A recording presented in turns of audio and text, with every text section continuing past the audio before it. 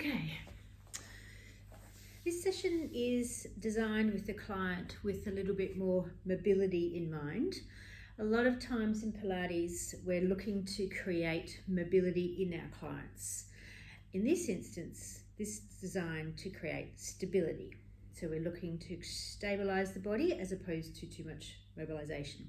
Typically thinking of the client that might have some joints that tends to overextend, potentially moving into some hypermobility down that sort of line.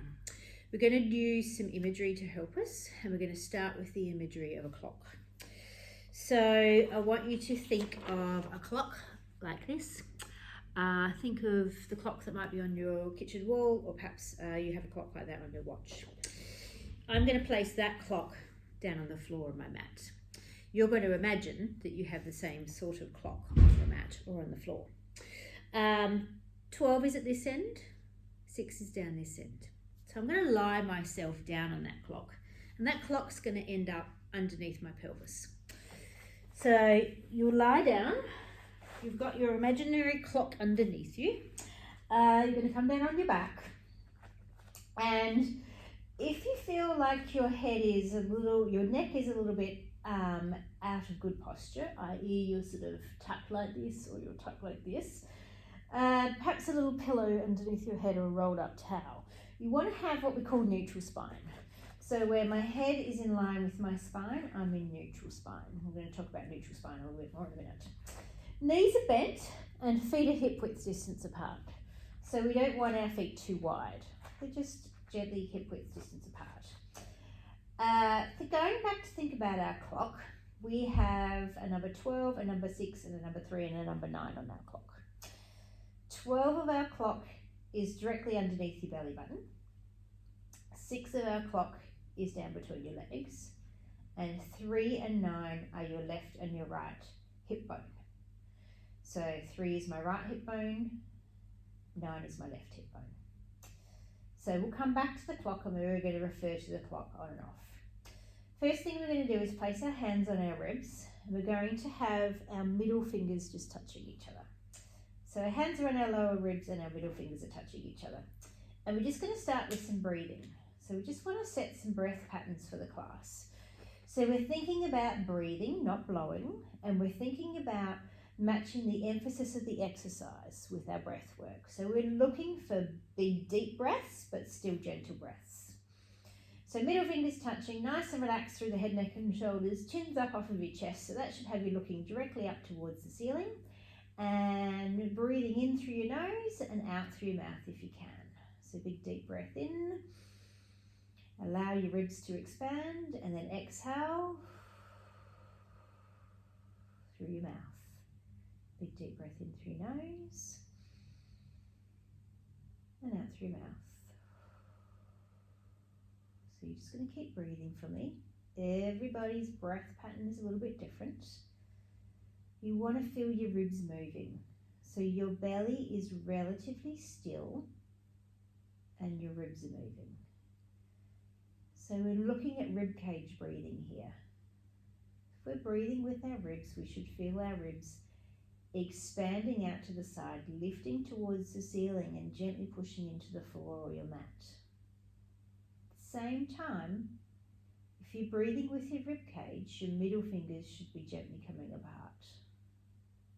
So let's do 2 more then. Big deep breath in. Allow your ribs to expand. Exhale, let that air out. And then 1 more breath pattern for me. Big deep breath in. And out through mouth. We're going to leave one hand on our ribs and we're going to take our other hand and we're going to put it on our belly. So now we're going to breathe with our bellies. So you're going to breathe in, and as you breathe in, I want you to feel your belly lifting up underneath your hand. And as you breathe out, I want you to feel that belly dropping back down.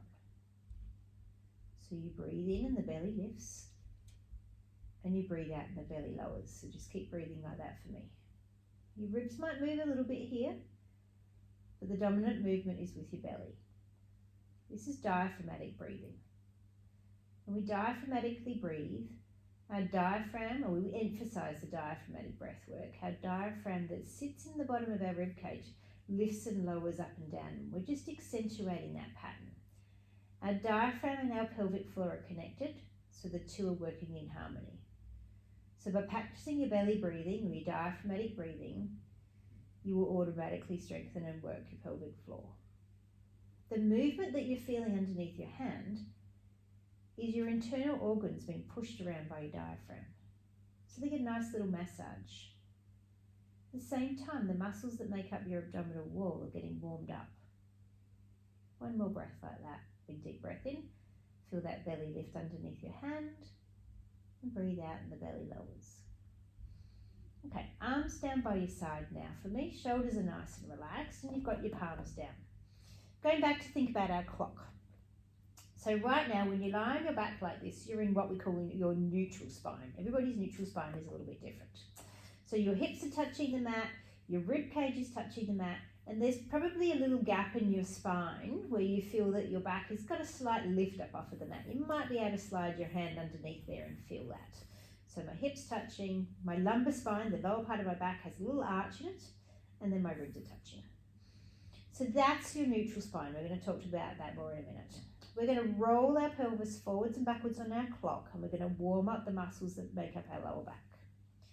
So you're going to take a breath in, and as you're going to breathe out, you're going to gently roll your pelvis backwards, and you're going to push your back into the mat on number 12 of that imaginary clock. So that little arch that I had in my back is now gone, it's disappeared, and my back is gently pushed into the mat.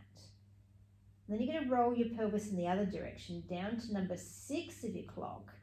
The arch in your back returns, and I want you to make it a little bit bigger than it originally was. So you now got quite a big arch underneath your back. And then you're going to gently roll backwards, and you'll feel your back flatten into the mat onto number 12 of your imaginary clock. And then you're going to roll your pelvis forwards, and your back arches. Okay. So breath pattern wise, don't overthink it, but you're trying to breathe out to roll backwards, and you're trying to breathe in to roll forwards. While you're doing that, think about what's happening with your knees. We want your knees still.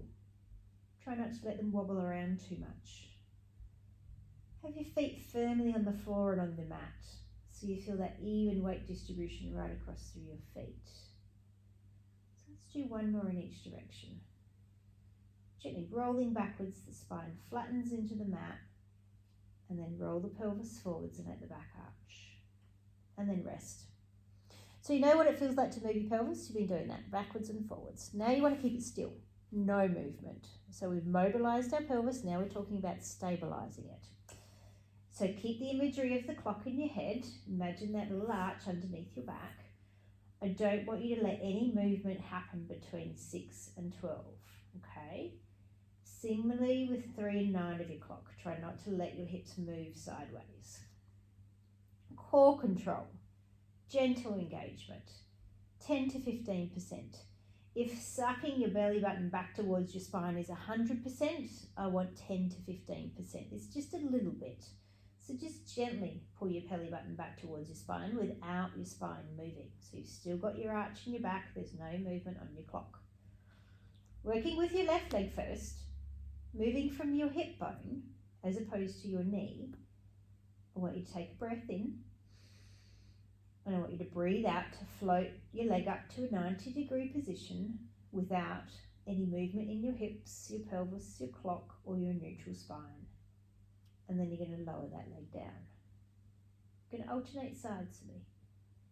You're going to float your right leg up without moving anywhere of your clock or your neutral spine. Keep alternating sides for me. If you lift your leg too much and your knee starts to drop into your chest, you're going to feel that little arch in your back starting to disappear. You'll feel your back gently pushing into the mat, like it was going to push onto number 12 of the clock. You're trying not to let that happen. If you take your leg too far away, that little arch in your back is going to get bigger, and you're going to be rolling your pelvis to number 6 of your clock. So we're stabilizing our pelvis. To stabilize our pelvis, our core is working. Your abdominal muscles are what will hold your pelvis still. Remember to breathe. I know you're focusing hard on keeping your clock still, but remember to breathe. We're going to do one more on each side. Gently floating the leg up, keeping the pelvis as stable and still as you can, moving from the hip joint, and then lowering down. And you've got one more on the other side. And down. Okay. You're going to leave your legs alone. We're going to work with your arms. In Pilates, we refer to our rib to hip connection. So our ribs and our hips and the muscles that connect it in between. There's a certain distance between your bottom rib and your hip bone. I want you to keep that gap exactly the same size. Don't want you to let that gap get bigger, and I don't want you to let that gap get smaller. You could place your hand on there. So your thumb on the bottom of your ribs and your finger, if you can reach, on your hip bone. So you can feel that gap. With your opposite hand, have that down by your side. And then I want you to slowly bring the opposite arm to the ceiling and take it above your head without the gap between your ribs and your hips getting bigger. Okay? So if you go too far, you're going to feel that gap getting bigger and your back starting to arch up off of the floor. And again, you've lost your neutral spine. So just for the moment, keep a measure of how big that rib to hip gap is, and float your arm up above your head without letting that gap get bigger. And then slowly down. Just keep that pattern in your head for the moment. And also think about your neutral spine, that little arch in your back. I don't want that to change shape either. Arms are down by your side, both down by your side now for me. Arms are long. I'm going to take a breath in. I'm going to breathe out to float both arms to the ceiling. You're taking them above your head to the range that you can control without the gaps getting bigger. And then you're going to bring your arms back down and place them by your side. So I want you to maintain your rib to hip connection. Breathing out as the arms come to the ceiling, take them over the top of your head, keep that gap between your ribs and your hips the same size, and then slowly down. If you can maintain that gap, you will be maintaining your neutral spine. That arch in your back will not be changing shape. At the same time, there'll be no movement onto number 12 of your clock. So you're stabilizing everything. You're moving your arms, you're mobilizing your arms, but you're stabilizing through your core. Nice big deep breaths. And slowly down. Okay, rest at the bottom. Arms down by your side and wriggle your knees and feet together so they're now touching each other. We're now going to talk about movement between 3 and 9 of your clock. Lateral movement, sideways movement. So again, we're trying to stabilize. We don't want the hips to roll from one side to the other. Arms are down by your side, or if you like, you could put them on your hip bones. Either is fine. Sometimes placing them on your hip bones give you that feedback of whether those hip bones, your left and your right hip bone, are moving. So you can choose. I'm going to put one arm down by my side and one hand on my hip. Just a bit of feedback on either side. Knees and feet touching. Let's lead this with our left leg. So slowly, allow your left leg to come out towards the side. Nice, slow, smooth movement. And then pull your left leg back to the middle where it started. And then do your right. Allow your right leg to go out towards the side. Nice and smooth and slow. And then pull it back in. Okay. Keep alternating sides. And start to think about your left and right hip bone. No movement. Try not to let them move. If you go too far, you're going to feel your hip bone tipping towards the side. You're going to feel movement under imaginary 3 or 9 of your clock. You're trying not to let them move. Whilst you're moving one leg, your other leg should be still. Try not to let it wobble around. If it's wobbling around, then your pelvis is probably moving a little bit. Try and breathe out as your leg goes out, and breathe in as your leg comes in. Try and make the movement smooth and controlled, nice and slow, and then draw it back in. One more on the other side. You should be finishing on your right hand side. Come back in, pause in the middle. If your hands are not down by your side already, wriggle your hands back down by your side. Then I want you to wriggle your feet a bit further apart. So go back into your hip bone distance apart. Not too wide, keep them in line with your hip bones, your 3 and 9 of your clock. Arms are down by your side, and I want you to gently push them into the floor. So similar to the engagement of your abdominal muscles, 10%, 15% engagement of your arms into the floor. It's going to help you switch your back muscles on. Standing firmly in your feet. So you've got even weight distribution across your feet, from your big toe to your little toe through your heel. We're going to try and keep that even weight distribution. We're going to do a bridge. To lead our bridge, we're going to do a pelvic tilt onto number 12 of that clock. So we're going to take a breath in, and we're going to breathe out to gently tip our pelvis backwards so our spine is flattened into the mat, and then we're going to lift our hips and our back and slowly come up off of our mat. We're going to take a breath in at the top, and then we're going to peel our back down bit by bit. So nice and slowly, trying to articulate through each vertebrae one at a time, and then you're going to roll your pelvis through neutral. Now, if your hamstrings just screamed at you, the muscles in the back of your legs, I want you to engage your glutes a little bit and just squeeze your butt a little bit, because that will help take it out of your hamstrings. So take a breath in. As you breathe out, roll your pelvis backwards, and then lift each of the vertebrae in your spine up off of the mat. And you want to come up to about the base of your shoulder blades. And then you're going to take a breath in, and you're going to breathe out to come all the way down. Now, as you do these, you've still got your arms gently pushed into the floor. You've still got even weight distribution across through your feet. And your knees are staying in line with your second toe.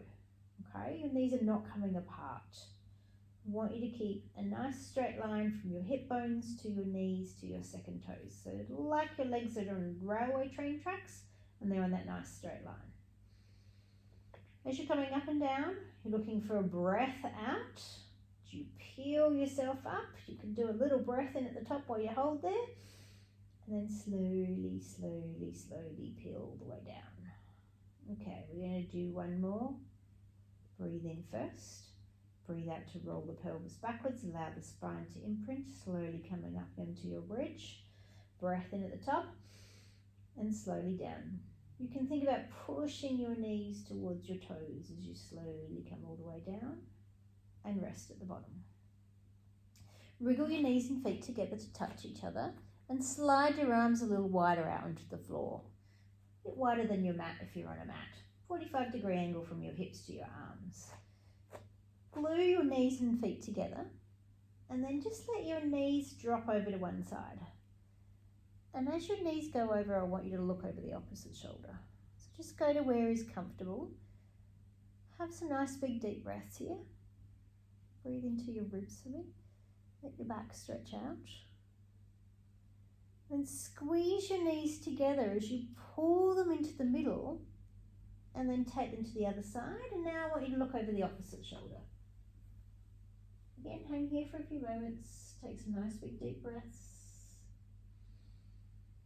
We're going to do one more on each side. Squeeze your knees together, come through the middle, drop them to the other side, gaze over the opposite shoulder. Hang there and breathe. Nice big deep breaths. And then you're going to do one more to the other side. Squeeze knees, come through the middle, gaze over the opposite shoulder. Relax there for a second, let everything stretch out. And you're going to squeeze your knees as you come through the middle, and you're going to relax for a second. We're going to sit up in a minute. We're going to teach you to roll onto your side to sit up. So if you roll onto your side, bring one hand forwards and place it on the floor in front of you, and then using that hand, start to push yourself up and come up to sitting. And then just sit however's comfortable. So sometimes when we've been down on the floor and we're teaching ourselves new breath work and we're not used to breathing like that, we can get a little bit dizzy or lightheaded. So you're just going to sit still for a minute and make sure you're not dizzy or lightheaded. You're going to go about your day and enjoy your day. We'll do a second series through these in due course. But play with this for the moment and see how you go. As always, if there's any questions or concerns, you can always drop me an email. Enjoy your day, folks. Bye for now.